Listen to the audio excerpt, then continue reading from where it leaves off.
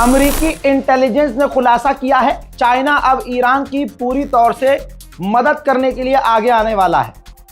आसान भाषा में समझाता हूं, यह अमेरिकी इंटेलिजेंस रिपोर्ट है बिल्कुल अभी अभी की, जिसमें बताया है अमेरिकी इंटेलिजेंस ने कि पैसे से चाइना ईरान को मदद देने वाला है और मिसाइल और ड्रोन के कंपोनेंट्स, हथियारों के कंपोनेंट्स यानी पार्ट्स भी ईरान को देने वाला है। क्यों?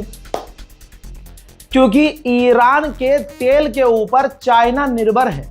चाइना को ईरान के तेल की, सस्ते तेल की नीड है और स्टेट ऑफ हॉर्मूज ईरान के करीब से चाइना अच्छे खासे ट्रेड करता है, बिजनेस करता है और 4 दिन से चाइना ईरान पर प्रेशर डाल रहा है कि आप हमारे वेसल्स को जाने दीजिए, उन पर हमला मत कीजिए, और ईरान पर प्रेशर बना रहा है।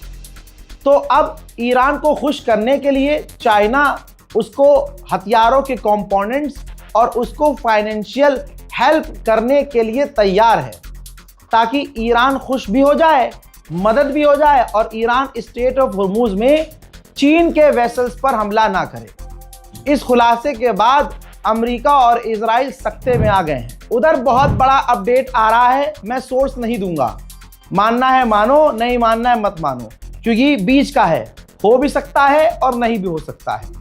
लेकिन अजरबैजान को इस बात का घमंड है कि आर्मीनिया से उसके पास लड़ने का एक्सपीरियंस लंबा है, सालों का एक्सपीरियंस है, और तुर्की के उसके पास ड्रोन है, इजराइल के उसके पास हथियार है। और ईरान ने जब अजरबैजान के इलाके में अमेरिका को निशाना बनाया, भले ही मिसाइल मारकर अजरबैजान ने रोक ली, एग्जाम्पल के तौर पे रोक ली, लेकिन भड़का हुआ है अजरबैजान। अजरबैजान ने अपने दूतावास जो ईरान में है उसमें अपने कर्मचारियों को वापस बुला लिया है और बॉर्डर पर ईरान के फौज और डिफेंस सिस्टम तैनात कर दिए हैं। अब रिपोर्ट है, ये भी इंटेलिजेंस रिपोर्ट है, लेकिन सोर्स नहीं दूंगा, पहले ही बोल रहा हूं। रिपोर्ट यह है कि अजरबैजान एक्टिविटी ऐसी नजर आ रही है कि अजरबैजान ईरान पर हमला करने वाला है। ये इसलिए और हो सकता है क्योंकि अजरबैजान इजराइल के बहुत करीब है और अमेरिका के भी। अजरबैजान इस वक्त अपने आप को देख रहा है कि अगर इस वक्त हमने ईरान को चोट पहुंचा दी तो अमेरिका इजराइल बहुत खुश होंगे। तो ये पूरी दुनिया में एक कंपटीशन है कि कौन अमेरिका इजराइल को खुश कर दे। तो ऐसा हो भी सकता है कि अजरबैजान ईरान को निशाना बनाना शुरू कर दे, और ऐसा हो भी सकता है कि सिर्फ वो अपनी सिक्योरिटी के लिए तैनाती कर रहा हो। लेकिन खबर यह है कि हमला करने की तैयारी में है अजरबैजान। अब मेरे पास जो रिपोर्ट है, उस रिपोर्ट के अनुसार अजरबैजान ने अजरबैजान के अंदर से IRGC के कुछ लोगों को गिरफ्तार किया है। ऑफिशियल रिपोर्ट नहीं है, मेरे पास खबर है, लेकिन जो खबर सोर्स के साथ है जो मैं दिखा सकता हूं वो ये है। अजरबैजान ने खुद ऐलान किया है कि हमने ईरान के लिए जासूसी करने वाले 3 से 4 लोगों को अजरबैजान से ही गिरफ्तार किया है, जो ईरान के लिए जासूसी कर रहे थे। वहां इराक के अंदर कताइब हिजबुल्लाह ईरान का समर्थक संगठन है। अमेरिका की फौज और कताइब हिजबुल्लाह के बीच में जमीनी जंग चल रही है और गोलीबारी दोनों के बीच तड़ाके से हो रही है।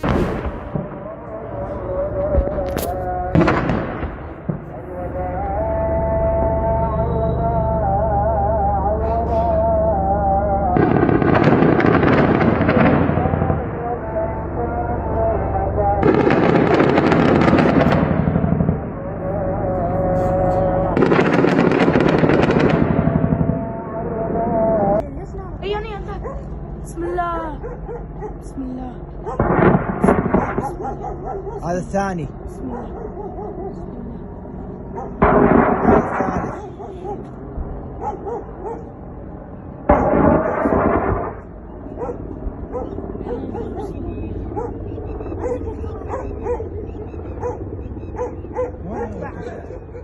Aba, orada.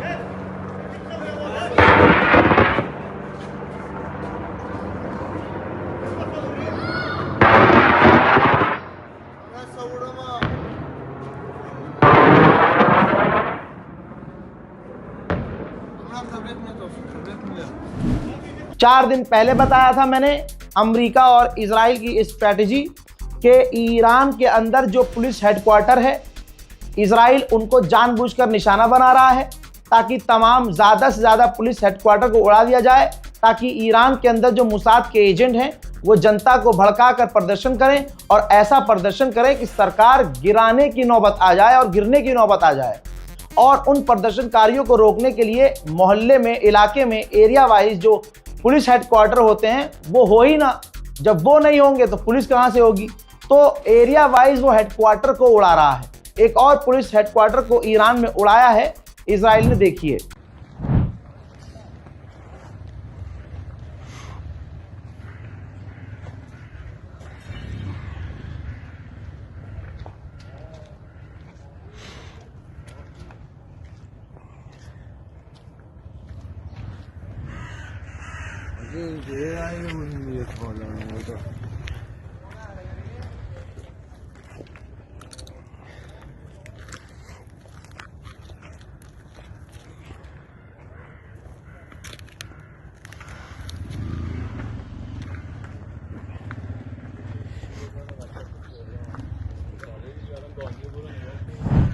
जो ईरान में रहकर पाकिस्तानी इन्फ्लुएंसर्स ईरानियन प्रोपेगेंडा एक तरफा चला रहे हैं, उनके मुंह पर तमाचा यह है कि ईरान में अलग अलग जगह पर हमले हो रहे हैं।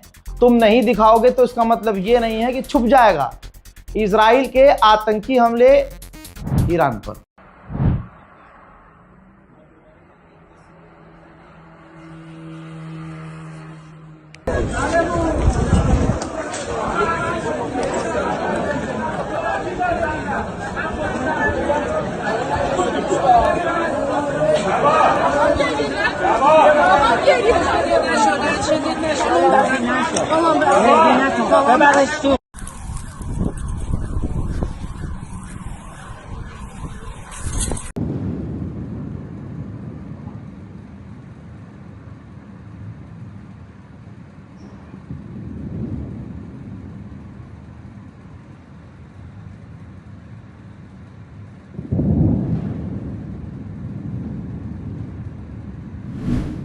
मामला यह है कि जिन इलाकों में ये इन्फ्लुएंसर्स, ईरान में रहने वाले लोग जो वीडियो बना रहे हैं कि यहाँ सब सही है, यहाँ सब सही है, वहाँ हमले नहीं हो रहे हैं। जिन इलाकों में हमले हो रहे हैं उनके अंदर इतना जिगर नहीं कि वो वहाँ जा सकें। तो ये कंफ्यूज कर रहे हैं। रज़ाग्राफी आप देख रहे हैं। ईरान का नुकसान भी आपको बताऊंगा, ईरान का फ़ायदा भी बताऊंगा। गोदी मीडिया नहीं हूँ। हाँ, ईरान के लिए दिल में सॉफ्ट कॉर्नर इसलिए है क्योंकि ईरान हक पर है। जिसके आगे सारी दुनिया झुकी, ईरान नहीं झुका। अल्हम्दुलिल्लाह भारत में समझदार लोग जिंदा हैं और आज भारत का हिंदू भी, लाखों हिंदू ऐसे हैं जो देख रहे हैं कि हाँ, जेन्युइन आदमी था। मुट्ठी भर किसी अंधभक्तों की वजह से हम सारे हिंदुओं पर भरोसा करना बंद नहीं कर सकते। सोशल मीडिया पर स्क्रॉल अप करते हुए आपको दिख रहा होगा कि ऐसे हिंदू, हमारे जाट भाई, हरियाणा के लोग ये साफ कह रहे हैं, यहाँ तक किसान संगठन के लोग भी कह रहे हैं कि ईरान के खामनाई जिगर वाले व्यक्ति थे जो झुके नहीं अमेरिका के आगे, जिसके आगे सारी दुनिया झुक रही है। ईरान ने कहा है कि अब तक अमेरिका और इजरायली हमले में जितने भी ईरानी मारे गए उनमें 30% सिर्फ बच्चे ही बच्चे हैं। अल्लाह अकबर, सिर्फ बच्चे ही तो बच्चों का कातिल और बच्चों के कत्ल का एक्सपीरियंस इजराइल और अमेरिका यहां पूरा इस्तेमाल कर रहे हैं। और इनका साथ अगर कोई दे रहा है तो सोचो वो तुम्हारे भी खून का कितना प्यासा होगा। जागो। ईरान के राष्ट्रपति पेजेश्कियान ने नेतन्याहू को नंगा किया और कहा कि नेतन्याहू के 3 चेहरे हैं। ईरानियों से वो कहता है कि हम आपकी आज़ादी चाहते हैं, अमेरिका से कहता है कि ईरान परमाणु बना रहा है, और इजरायली लोगों से कहता है कि ईरान के लोग शैतान हैं। तो इसके 3 चेहरे हैं। इसका चेहरा ज्योग्राफिकली बदलता रहता है, ये दोगला है। लीजिए, इटली भी अब जंग में कूद रहा है। इटली ने कहा है कि हम अपना एक युद्धपोत भेज रहे हैं साइप्रस को बचाने के लिए। याद रखिएगा, अब इस पर हमला हो तो कोई ये ना रोए कि भैया सिविलियंस पर ईरान ने हमला कर दिया। जंग में कूद कूद के खुद आ रही है दुनिया। फिर जब ईरान मारता है तो कहते हैं कि बताइए हमारे लोगों को मार दिया, हमारा तो कोई मैटर ही नहीं था। दोस्तों, हर अपडेट में आपको बता रहा हूं कि कैसे कैसे एक अपडेट देता हूं, अगले अपडेट तक फिर तेल के दाम बढ़ जाते हैं। ग्राफ देखिए भाई, अब $94 पर बैरल तेल पहुंच चुका है और अगले अपडेट तक आप देखेंगे कि तेल के दाम और बढ़ जाएंगे। जो जो रजाग्राफी ने कहा है वो कर रहेगा। अमेरिका ने कहा है कि बहुत जल्द जो दुनिया भर के शिप फंसे हुए हैं स्ट्रेट ऑफ हॉर्मूज में, उन्हें बहुत जल्द एस्कॉर्ट करेंगे, वहां से निकालेंगे। अमेजॉन निशाने पर है ईरान के। पहले दुबई में अमेजॉन के डेटा सेंटर पर ईरान ने हमला किया। अब फाइनेंशियल टाइम्स ने भी कंफर्म कर दिया है कि अमेजॉन का जो डेटा सेंटर है, गल्फ की जो एआई ड्राइव है बहरीन में, उस पर भी ईरान ने हमला किया है। पूरे गल्फ देशों का डेटा इन्हीं अमेजॉन ड्राइव में है। तो भैया ये समझ लो आप कि ईरान अरबों का डेटा तक उड़ा रहा है। अमेरिका के विदेश मंत्री एक घुटने पे आ गया है, दूसरा घुटना भी बहुत जल्द मुड़ेगा। जो आदमी कल तक ये कह रहा था कि हमें रिजीम चेंज करनी है, हमारा मकसद है रिजीम चेंज करना, ईरान की सरकार गिराना और अपने पसंद की सरकार बनाना, ये सुनना है ना आपने? फिर क्या ही सुना आपने? यही बात है ना। अब अमेरिका का विदेश मंत्री कह रहा है कि हम आधिकारिक ऑफिशियल रिजीम चेंज नहीं चाहते, जिसको जो बनना है बने, हम उससे नहीं कुछ बोलेंगे, उस पर हम कोई भी चीज नहीं बोल रहे हैं, हम रिजीम चेंज नहीं चाहते हैं। मतलब क्लियर कह दिया कि भैया अरे मत मारो यार, हमें रिजीम, हमें नहीं हमें नहीं करनी रिजीम चेंज यार, तुम बहुत मार दो। और कहा है कि ये जंग कुछ हफ्ते और चलेगी, यानी इनकी पिटाई अभी कुछ और हफ्ते चलेगी। उधर ईरान के पार्लियामेंट स्पीकर ने भी डोनाल्ड ट्रंप को नंगा किया है, नंगा। ये देखिए, इन्होंने ट्वीट किया और कहा कि ट्रंप को अभी तक रियलाइज नहीं हो रहा है कि उसने खुद को कितनी बड़ी मुसीबत में डाल दिया और अमेरिका की फौज को कितनी बड़ी मुसीबत में डाल दिया हमारे इमाम को मार के। और वो हमारे मुल्क पर वो तानाशाही करना चाहता है। अब अमेरिका के लोगों को समझ जाना चाहिए कि ईरान की किस्मत ईरानी लोग लिखेंगे और ईरानियों से ऊपर ईरान की किस्मत है। और ये ईरान के ग्रेट पीपल डिसाइड करेंगे कि उन्हें क्या करना है, ना कि कोई एप्स्टीन गैंग। जी हां, एप्स्टीन गैंग वाला हम पर राज नहीं कर सकता। एक एप्स्टीन वाला तो बिल्कुल सांस भी नहीं ले रहा है। तू समझा? हाँ। नहीं, तू समझा नहीं। उधर ईरान के ऑफिशियल ने बहुत तगड़ी बात बोली है भाई, लॉजिक है बात में।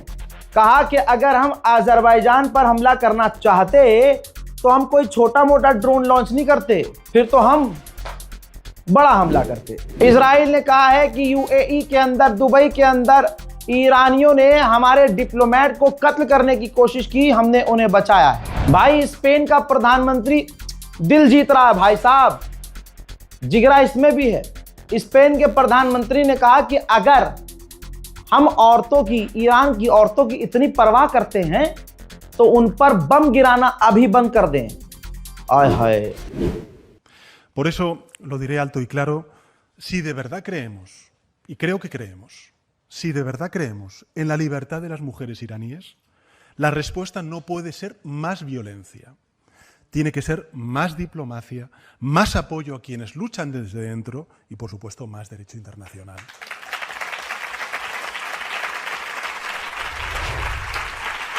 सोचिए दोस्तों, बात कितनी लॉजिकल है। अमेरिका, इजराइल, आज़ादी, ईरान की औरतें, ईरान में ताना, ये सब बहाना बनाकर ईरान पर हमला कर रहे हैं, लेकिन अब फंस गए हैं। उधर ईरान ने अरब के अंदर जो अमेरिकी साइट्स हैं उन पर ड्रोन लॉन्च का वीडियो जारी किया है। पहला तो सबूत दे दिया, दूसरी मेरे मन की बात सुन जाइए। जो अमेरिका, इजराइल कह रहे हैं कि वो ड्रोन लॉन्च नहीं कर पा रहा है, तो फिर ये क्या लॉन्च कर रहा है, देखिए।